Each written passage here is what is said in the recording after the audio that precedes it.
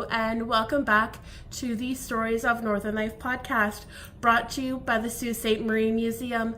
I'm your host, Nicole, and today I bring you a special episode where our board chair, Mike Delfry, interviewed Keith Cook. So let's get into the interview.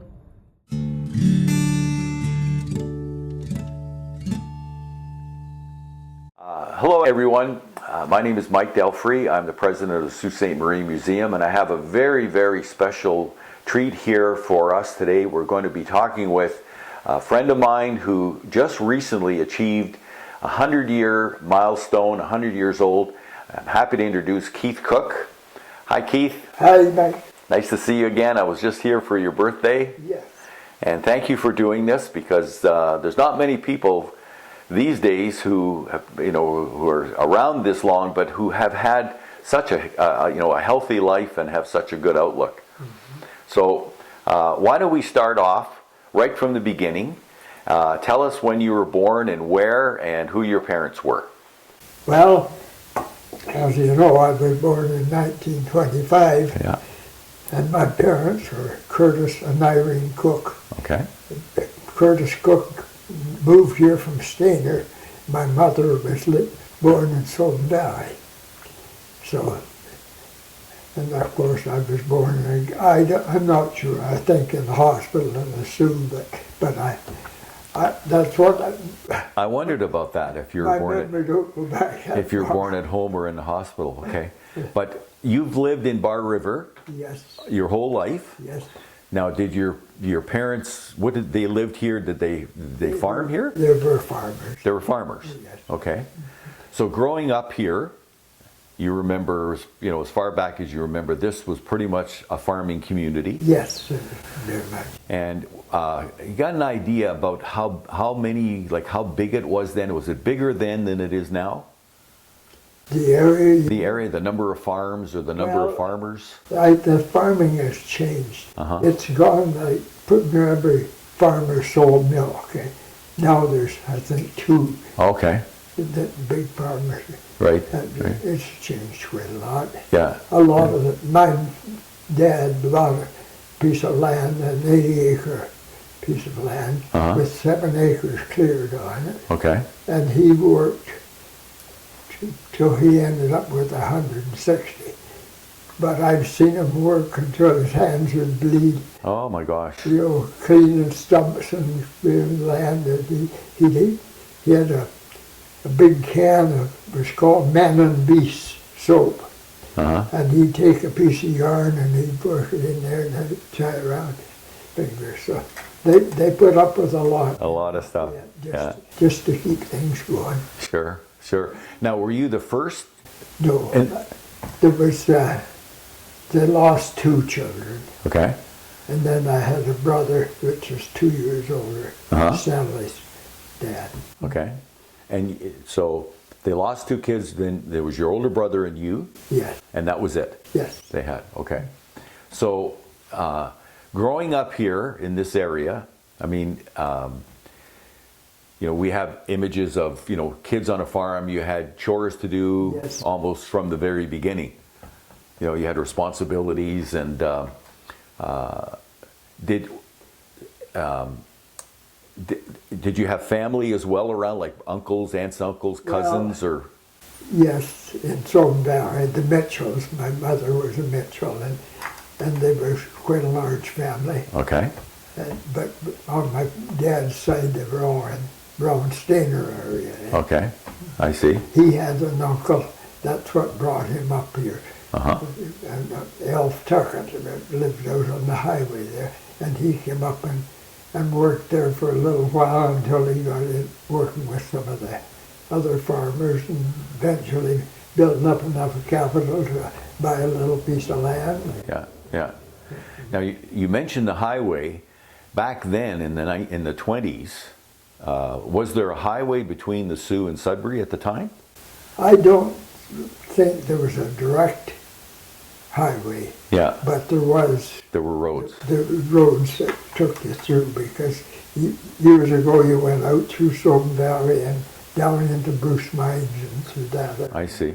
Okay. Yeah. All right. So, you grew up here. Now, eventually, you would have started school. Yep. And where was the school? Was it Well, here? it was just, you could almost see it from here if it was still standing, but it's been gone, and there's Okay. the home where the school was. I see. Yeah. All right. So it was like a one-room schoolhouse. Yes. It was. Yep. Those days, that's what they had, one-room schoolhouses. Oh, yes. And do you remember much about your school years, the things that you did in school? Were there activities, or were there sports, or were there? Was it a very big school? No, I would suppose maybe 40. Oh wow. Yeah. Very small. But, we always were back and forth to other schools playing ball and stuff like that. Yeah. Activities. It was interesting, Uh-huh. but I didn't go to high school. I went to grade 8, and I had to stay home to help on the farm, get Yeah. the crops off, and then when they had them off, Dad said, well, you can go back to school now. I said, no, I'm not going back. Yeah. So far behind me. Yeah, sure. So I started out working with one of the neighbor farmers, got $15 a month, and I worked every second weekend. Oh, is that right? Okay. Now, so that would be around 33. Yes. Okay, if you're 8 years old, you're born in 25. Yeah. So that means then you went through the Depression Yes. in the late 20s or early 30s. Do you remember anything about the Depression? Well, I remember we had no power. We had no telephone, Oh, okay. and things that you just take for granted Sure. now, we didn't have. Okay. My job, when I was quite young, Mother and Dad and my brother would go out and milk the cows. My job was to make the porridge and have breakfast ready for them. Oh, is that right? Wow. Okay. Yeah. It was, I didn't know. I've had a long, interesting life, all right. But I've had some pretty good highs and some pretty good lows. Yeah, sure. Yeah. But I mean, your life was, everyone's life was pretty much the same Yes. then. Yeah. There wasn't rich and poor like there is today, or, it was very, you lived, you grew vegetables. Yeah. I imagine you had a kitchen garden, you had chickens, and you were, like you lived off the land, and, you thought at the time, you probably thought you had a pretty good life. Oh, yes. Although there were things, that you didn't have. But a lot of those things that we didn't have just weren't available anyway. Right. And so we never thought too much about losing stuff. It just was the way it was. Uh-huh. Yeah, yeah. So into the 30s, was there very much contact or connection between Bar River and Sylvan Valley in this area and Sault Ste. Marie? With the railroad, Okay. we had, Oh, the rail went through, sure. we could catch the train over here and go through. Okay. All right. So, Did you ever hear us talk about asbestos? yes, I did. Asbestos, you call it Asbestos Swamp, Yeah. right? There was a flag station there, and a bit of a store at one time, but it goes back a long bit. Yeah. Now, do you recall a store that was owned by a Mr. Curry? You could see it from here. Really? Yeah. Well, that's Nicole's grandfather. Well, for goodness sake. Yeah. Yeah. She told me on the way down, this is Nicole who works for the museum, and she said to me, I wonder if Mr. Cook would remember the Curry's, was it a general store? Yeah. Yes. Oh, yes. Now, the original Mr. Curry, the old gentleman, he had a farm right beside my dad's. But after they had moved away from the farm, the old gentleman used to come down and spend, maybe 2 or 3 nights in the house.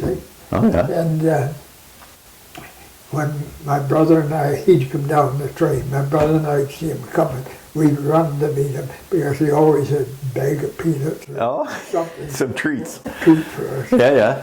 He was awful nice. But then his son Bert was run the store after the old fella gave it up, and but my daughter called him Uncle Bert. Okay. Uncle Bert. Yeah. He was always giving her candy or something. Yeah, sure. Yeah. So you finished grade school, you went to work, early 30s, mid 30s, and then towards the end of the 30s, you started to hear stories about what was happening in Europe and the war. Yes. Was that first of all, were there many people in the Sioux or in Bar River in this area who would work in the Sioux and like in the steel plant or the paper mill? Or did they mostly live here and farm here? Mostly farming. They did, eh? At that time. At the time, sure, okay, yeah. So do you recall hearing about the coming of the Second World War? Yes. You do? Yeah, there's a lot of, and I honestly, I'm afraid we're going to have another one. Oh gosh. You know where the trouble's coming from. Oh yeah, absolutely, yeah. Now I know there would have been boys from here that would have joined up. Yes. Did you know anybody? Oh yes. Yeah, the families that. My brother he never went overseas, but he was in the army. Okay. My wife's father was wounded overseas. Okay. So, I knew a lot of them, but there wasn't too many that I knew that I lost, Okay. There was 2 or 3 that were friends that didn't make it. Didn't come back, yeah. I couldn't go because my farm. Yeah. But when my brother was let out, then I went and tried to join up, but they weren't taking us anymore. Okay. It was far enough along. Yeah. Now you mentioned your wife, so tell us who she was and if you remember how you met. And Well, of course, I remember how we met. We went to school together. Oh, you did? Yes. Okay. Lola Evoy was her father that was wounded. Oh, she was an E-boy. Yes. Well, that's a famous name around here. There's lots of them. There's lots of E-boys, yeah. And then my daughter, Lori, married an E-boy. Oh, yes, as well, yeah? Okay. So you met her and you went to school together. Oh, yeah. And you got married here in Bar River. Yes. And then what? Once you got married, where did you live here? You lived here in Bar River. Well, when I told you her father had been wounded overseas, Okay. and he had a farm, and he was having troubles trying to work. Keep it going, yeah. And he applied and got a job at the locks in the Sioux. Okay. So Lola and I took over the farm until, I think we were there just about 2 years, looking after things and keeping it going until he sold out. Yeah. So then we built a house here, 74. In 74. The house we're in today. Yes. 74 you built it. Okay. Yeah. So there's quite a stretch between when you got married and when you built your own house. Yes. And you kept your... Well, on that, I looked after the farm for a couple of years. But farming wasn't my pick. Okay. So I got a job in the Sioux working for a fellow named Willoughby. He made doors and windows and that sort of thing. Oh, is that right? Willoughby. Yeah. They lived out on the Highway North there. Yeah. Okay. But I was there, I guess, maybe 3-4 years. Then I met up with a couple of older men that were wanting a carpenter, and I got on with them. Okay. Worked with them quite a while. And Then I got connected with Myers McPhee. Did you know Willard? I knew Willard very well. I knew Willard Myers, yep. The one-armed bandit. One-armed bandit. I knew him from Big Brothers. Yeah. Well, you know, a lot of people didn't like Willard.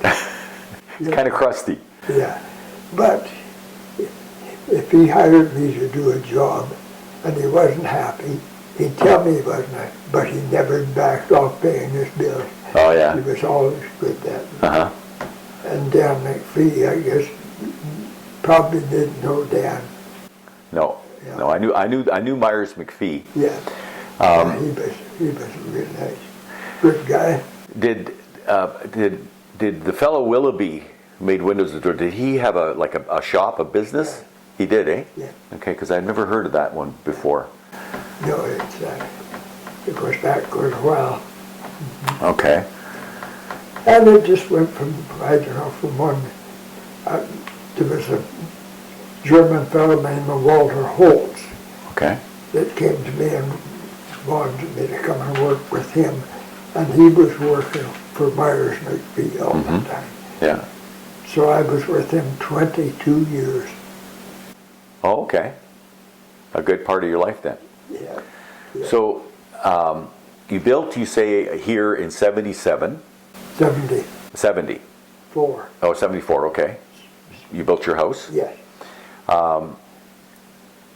And so you would have commuted back and forth to the Sioux to work, Yep. right?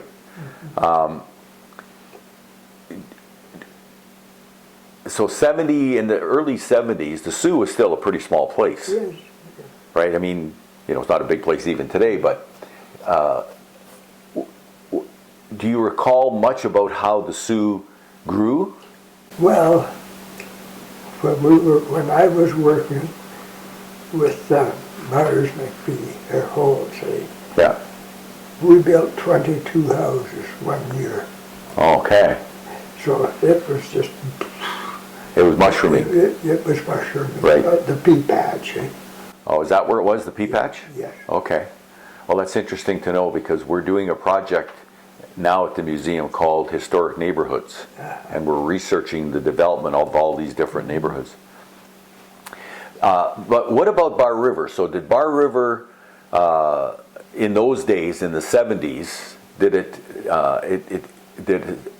when would you say it started to, I guess, decline in terms of the number of farms, you know, reducing? I would think maybe early 80s it really started to It did, eh? go from small farmers to big farmers. Okay. Well, I suppose the older generation were getting too old to do it, and Yeah, the yeah, younger folks were wanting to go and work someplace else. right, yeah, moving to the big city. Yeah. Uh-huh, okay. So now I know you have 2 kids? You had two. No, first of all, let's talk about your wife a little more. So what was her name again? Lola. Lola. And she was a typical stay-home mom? Yes, she was working for Great Lakes Power when we were married. Oh, yeah? Okay. But when we were married, that was it. That's her picture there. Yeah. Uh-huh. Yeah, we can get that in and include that. There's some pictures that we want to take and put in the video, yeah. We had a daughter, Down syndrome. Okay. Now, most Down syndrome children are kind of hard to manage, Sure. but she was borderline. She was jolly, Oh, yeah? and she got herself a job. She lived in an apartment and worked. Wow. Done well. Yeah. Yeah, She lived to 42. Uh-huh. Yeah. Wow. That's great. Yeah. Yeah. But then my wife was only 59 when she passed away. Oh my gosh, quite young. Yeah. Yeah. Yeah. So What- that's some of the down things. Sure. No, it's all part of life. Was there anything about, so you got married, where did you get married? Where? Yeah. The church right over across the road from the hall. Okay, right here, yeah. Okay. And you went on a honeymoon? Yes. Wasaga Beach. Osaka Beach. Relatives was in that area, and we were away 2 weeks. We were to Niagara Falls and all over, but most time was spent at Wasaga Beach. Yeah. Yeah. Oh, those are good times. I'm sure. You betcha. Yeah. Now I know, I mean, the way I first met you was through your son here, Alan. Yeah.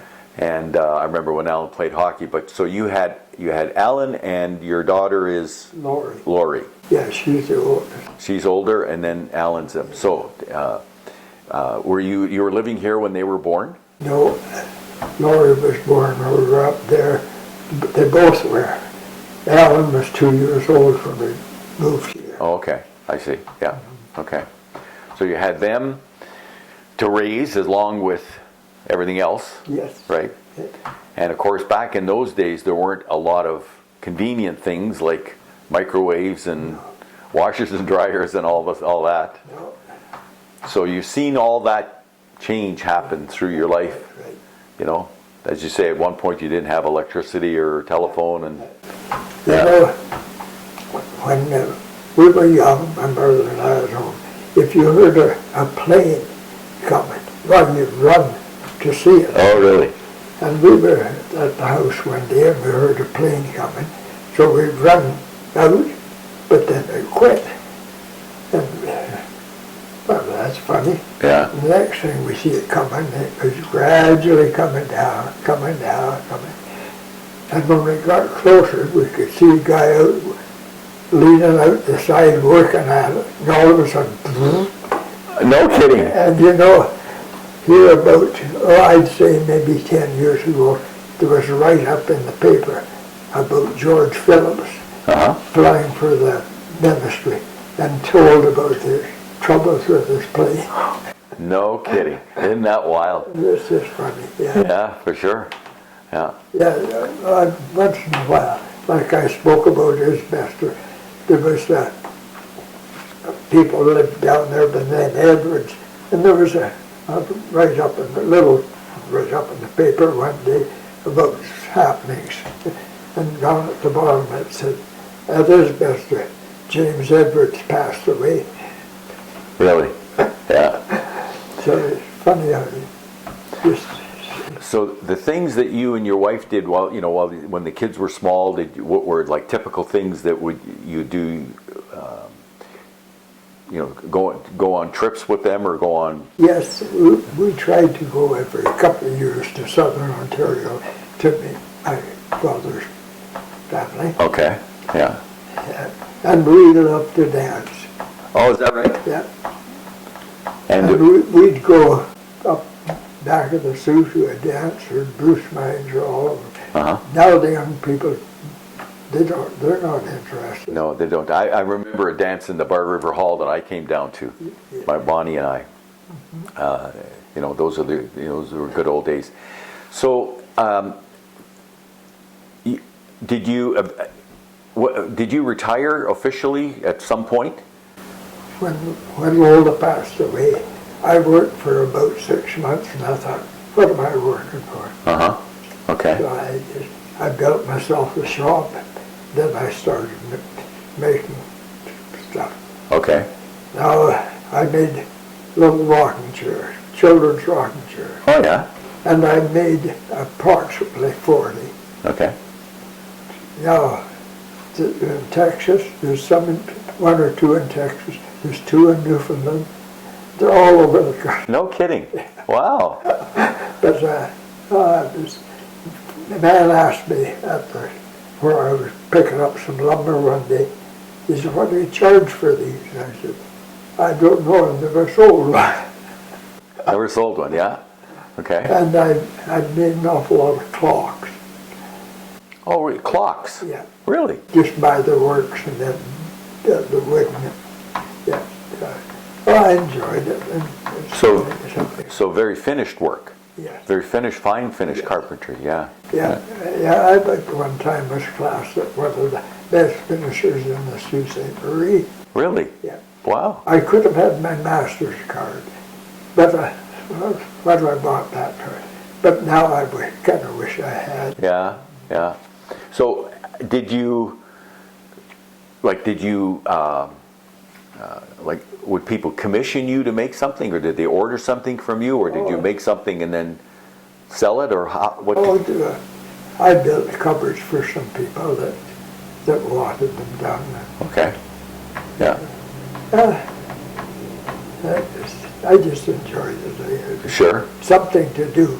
Okay. Now I'd still like to do this, but Yeah. can't do it. Well, no, of course not. But so was it like word of mouth that people knew that you did this, and I suppose. Now I was at Danelle's store in Echo one day. Yeah. The fella come over and he said, I was just talking to a man out there, and he said he was looking for a good carpenter to finish his house.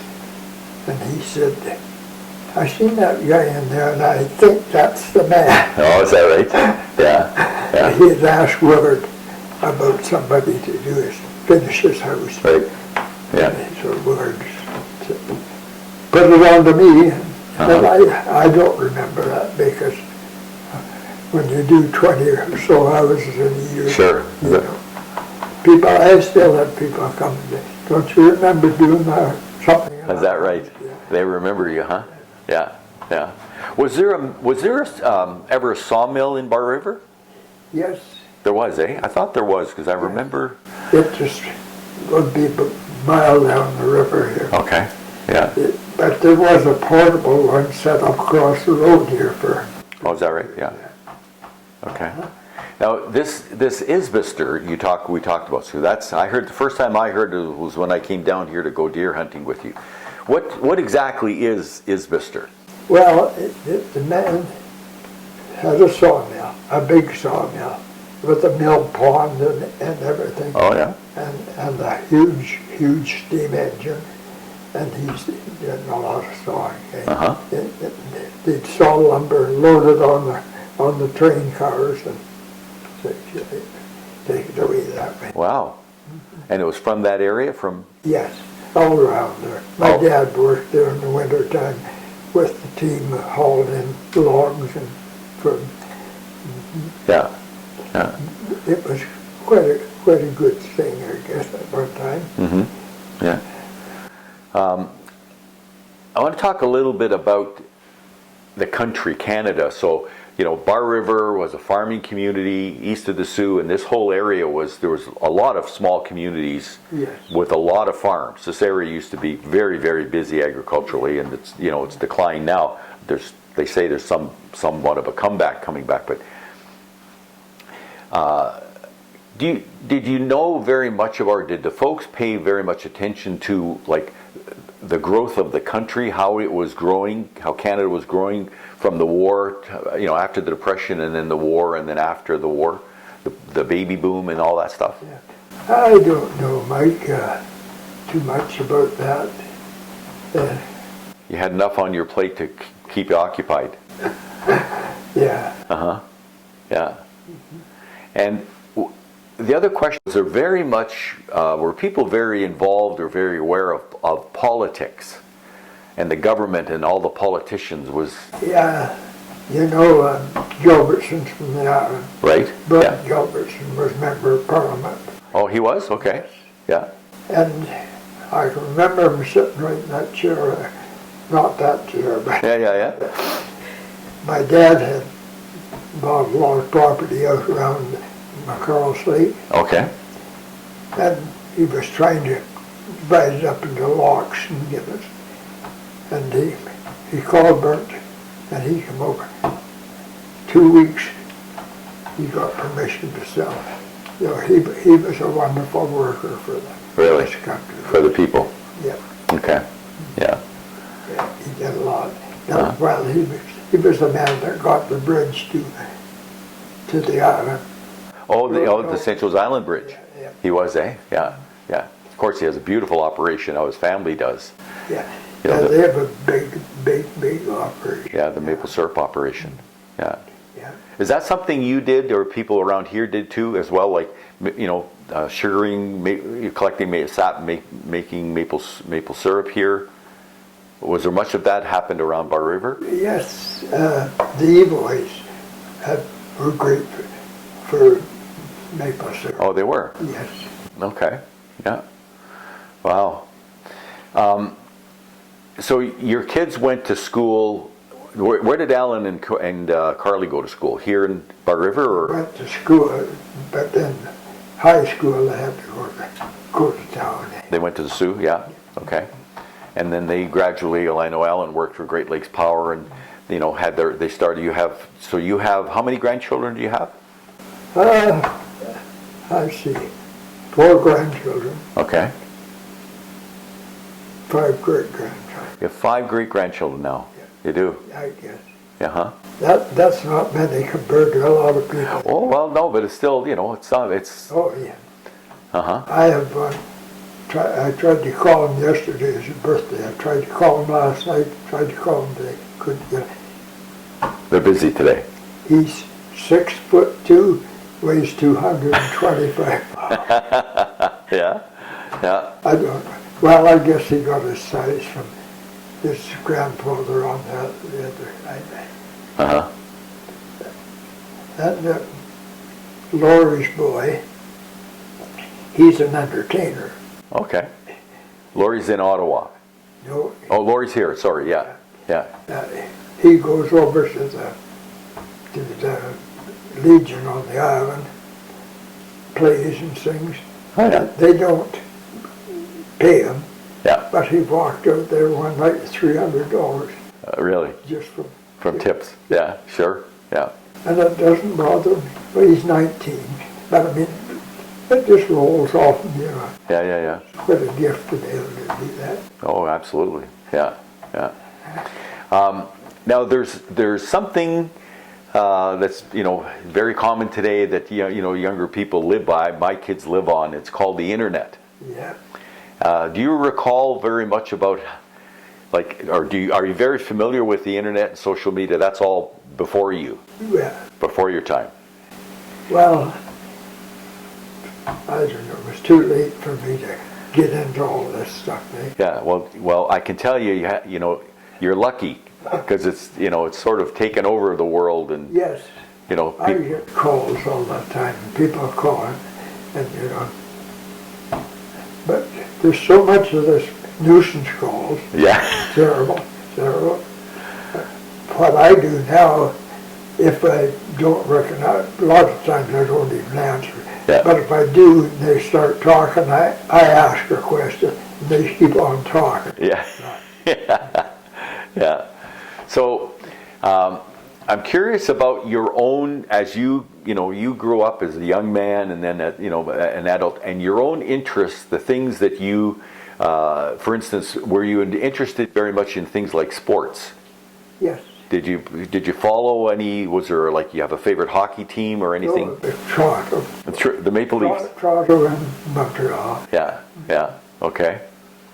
And what about playing sports? Did you play sports when you were younger?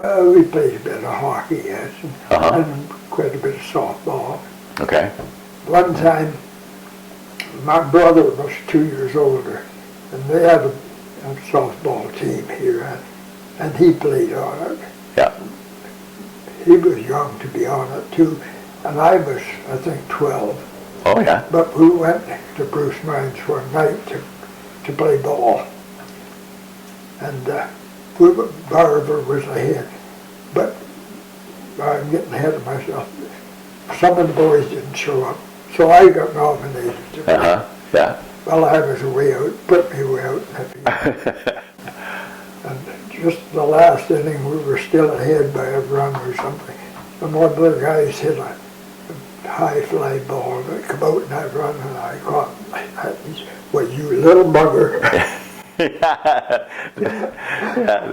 They didn't think you're up to it. No, Right. Yeah. I didn't think I was either. Yeah. But I pulled it off. Yeah. So, let's talk a little bit more about your wife's family. Was your wife's family, you said, was from more Sylvan Valley area? No, they were just up the road. Just up the road here? My mother's family. Oh, your mother's family. So your wife had brothers and sisters who would be your brother-in-law, sister-in-law, people like that. Are they any of them still around? No. No, eh? The last, her sister just passed away about a year ago. Okay, sure. Her brother, he and his wife, he had retired, and they lived in Indiana, and they took a bus trip.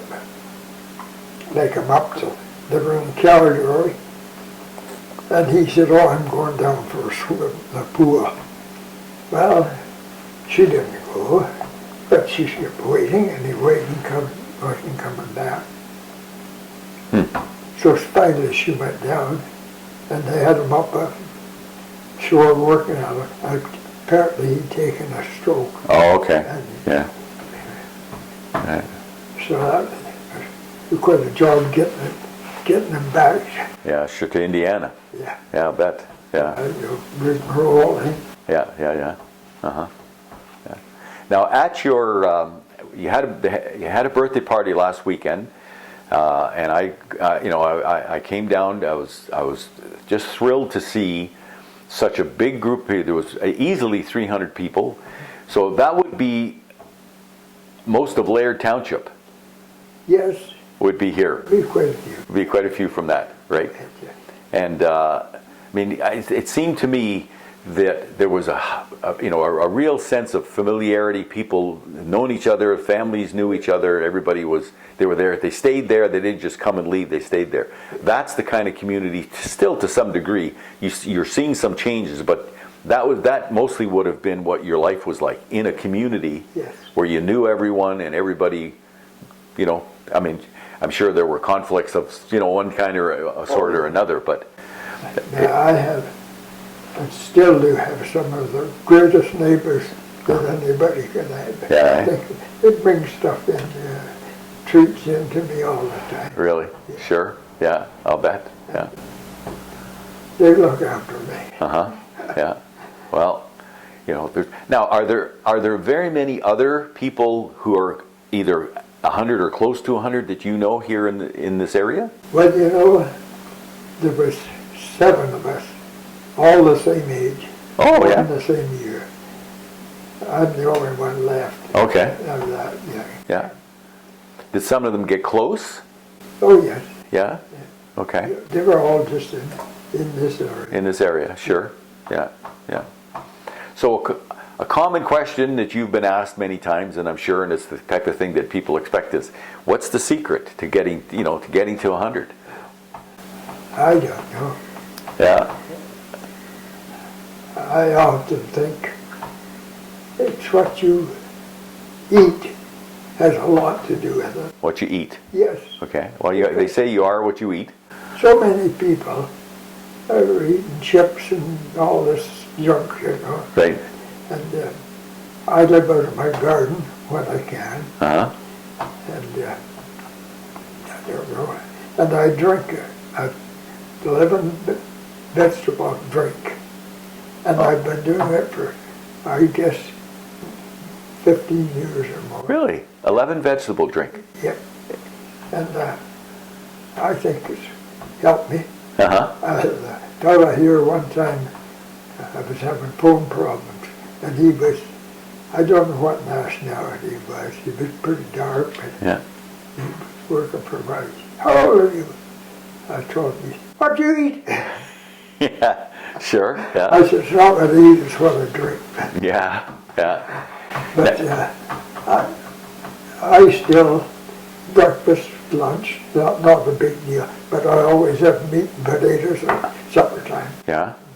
Now, you told me when I saw you last weekend that you shot your last deer 2 years ago. Yes. So 98, you were still deer hunting. Yep. And a lot of you've lived on game like deer and Yes. a good part of your life. Moose was my favorite. Oh, really? Moose? Yeah. But we're talking about Isbester. One night I was eating my supper, and I think there's a moose at his master for me. So I went down, and there was a big row of cars along, there was a siding there, big row of cars, and I walked past them and down, turned around and looked back, and there was a moose standing on the side of it. So it started to cross the track, so I just fired a shot and it run back in the bush. So I run and I climbed up in one of these gondola cars. Uh-huh. Just about this much of me showing over the side. All of a sudden, out walks the moose. Poof. Right. Wow.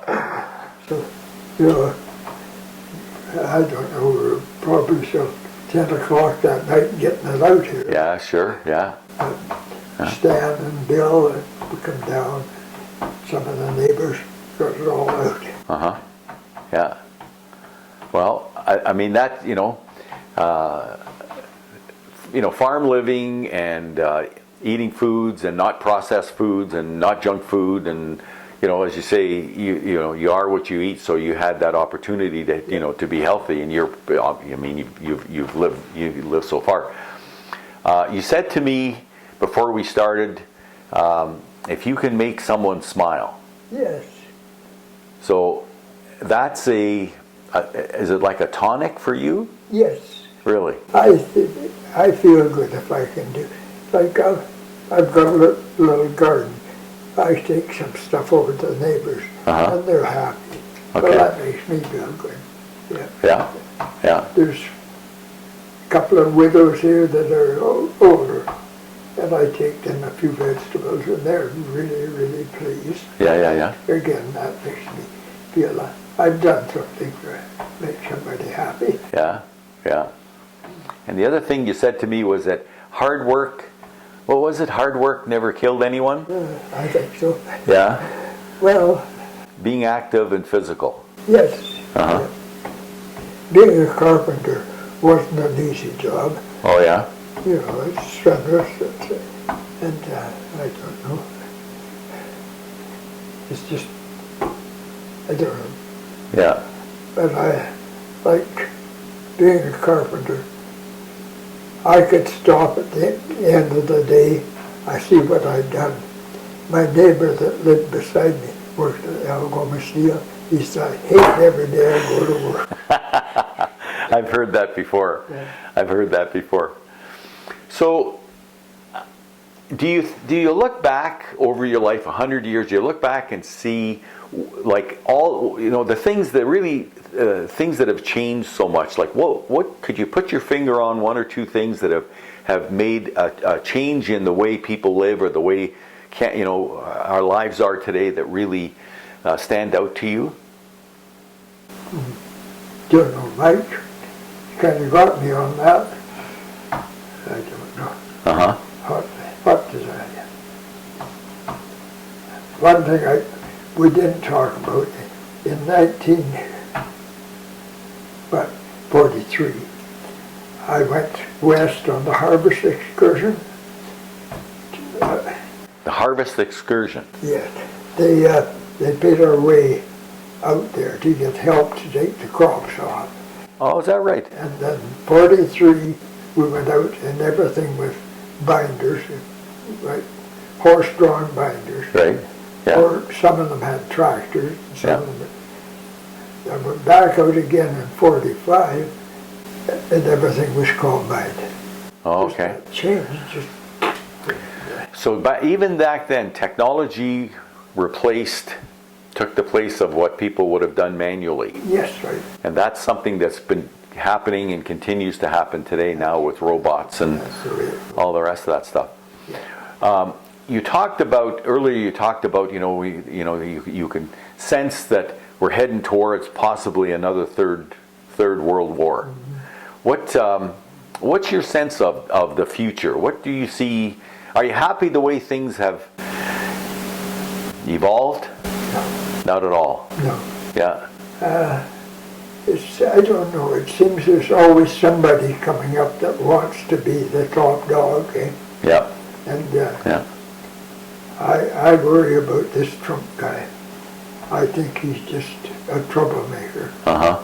And I can't understand why people can't see that. That's a very good point.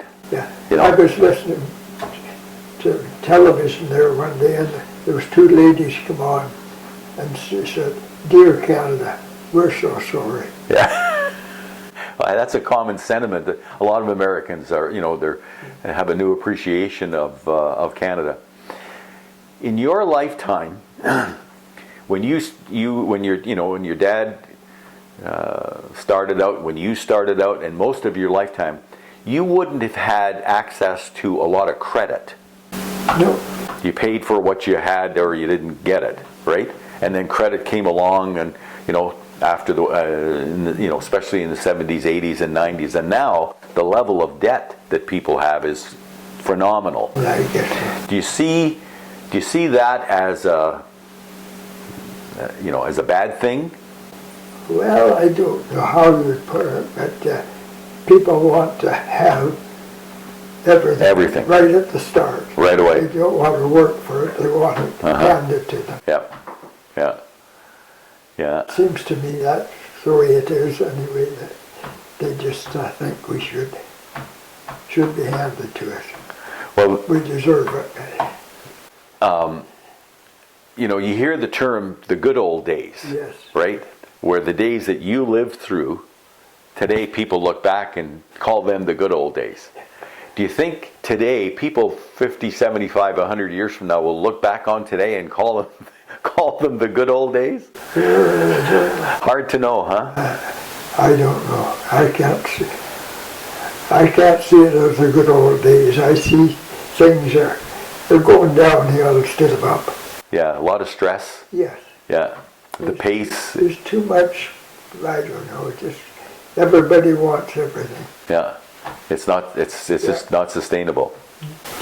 Give it to me now, I need it. Yeah. I don't know. Yeah. So, have people said to you, now that you're this old, and have people said to you, what kind of advice would you give? Do you ever think about that, like, or kind of how would you like to be remembered? As a good neighbor. As a good neighbor, right? Those days are gone. Yeah. People don't even know their neighbors. Yeah. That's what's happening around here. Like, even 10 years ago, everybody that was living around here had been here for a while. Yeah, yeah. Now, so many have moved in that, and like I said before, they don't even know you, and they don't want to know. Yeah, yeah. No, that sense of community is disappearing, and it's what really made. I remember it growing up. It was very much you knew your neighbors, and Yes. Everybody helped everybody out. Yeah. I have a friend. Her husband passed away. In fact, he was a good friend of mine, but she moved to the Sioux, and she stayed there for a while. And she said, "I've got neighbors in the apartment, but they might say good morning, but I can't get to them." Yeah. So she's in Hurley Haven, out in Echo Bay. Right. Yeah. She just loves it because they're all older people and they're all good friends. Sure. Yeah. Yeah. Yeah. Now, there's not a lot of people.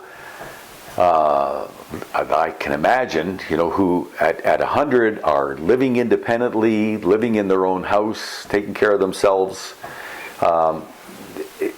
What would you say is the advantage that gives to you? Does it give you a sense of independence? I think so. Uh-huh. I feel like that. Yeah. I don't know. It's like nice to know you get up and you do what you want to do. And my biggest thing now, I walk. My mailbox is up past the hall there. Okay. I walk over there every day. Some days I don't feel like it, but I do anyway, and that's good. I've got to keep moving. Sure. I've got to keep moving. Yeah. Now, eventually, when we get this interview on the museum's website, your grandchildren, your great-grandchildren will be able to look at it. and some of them are still fairly young. Yes. And I imagine they may know some of the things you've talked about, your life and the history that you've had and what you've seen, but they'll be able to have a look at that and become maybe more aware of what your life was. Yeah. So that kind of influence will still be there for them. And I've done a couple of interviews like this with older folks, and it's like kind of one of the best gifts you can give them, because you're still, in a way, still with them, 20, 30 years from now, as they're growing up, and their kids can, have a look at and say who their great-great-great-grandfather was. Yeah. Would you say there's any, let's use this as a last question, would you say what's the thing that you're most grateful for? Love of my family. Wonderful. That's a great way to put it. Yeah. They're so good to me. Yeah. Well, I think you're getting back what you gave them. Well, that's what they tell me. Yeah. Well, Keith, this has been terrific. I was so happy that you agreed to do this, and and give us the time and share your life with us, because it's been a remarkable life and a long life, and something that we can always, people who see this, years and years from now, it's something that they'll always, be happy that they knew you, and even if it's virtually. Yeah. So I want to thank you on behalf of the museum and me personally, and I hope you have many, many more years, as long as you're feeling good. And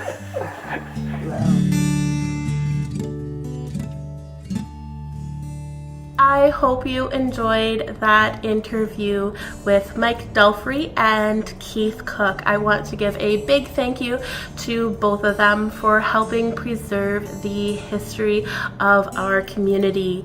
If you would like to participate in an interview, or anybody that we should interview, please feel free to contact me, Nicole, at siouxmuseum.ca. My info is also in the description below. And as always, thanks for listening. Bye. If you enjoyed this episode, you might like our blog too.